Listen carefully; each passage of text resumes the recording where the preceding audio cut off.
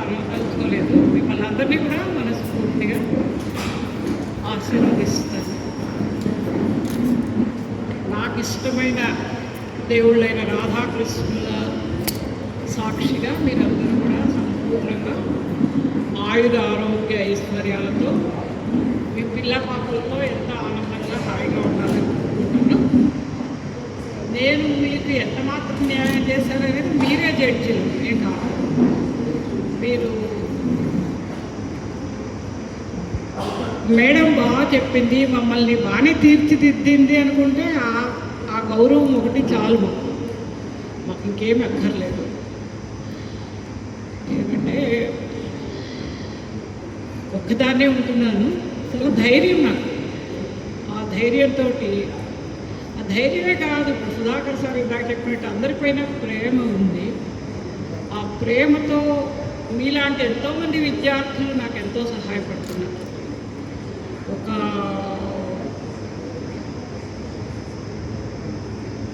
సచివాలయాల పనులు అయితేనేమి,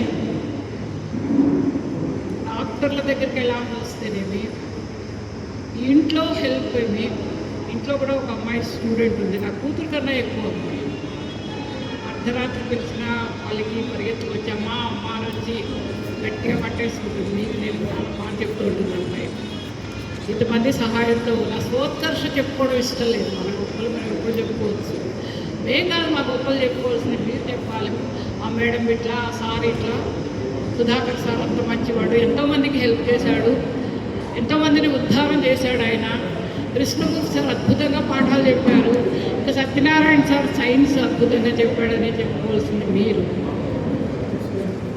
ఇంతకు మించి నేను ఇంకేం చెప్పదలుచుకోలేదు. మళ్ళీ ఇంకొకసారి మిమ్మల్ని అందరినీ మనస్ఫూర్తిగా ఆశీర్వదిస్తూ, ఇక్కడ చాలామంది నాకు కొంతమంది తెలియదు, కొంతమంది తెలుసు. మన వెంకటశేషాచలం, ప్రాణేష్, గంగరాజు, నంజగౌడు, ఇంకా కొంతమంది తెలియని వాళ్ళు. మీ పేర్లు, మీరు ముఖాలు గుర్తుంటారు, పేర్లు గుర్తుండవు. ఆడపిల్లల్లో కూడా మీరు ఎంతో మార్పు వచ్చేసి ఉంటుంది.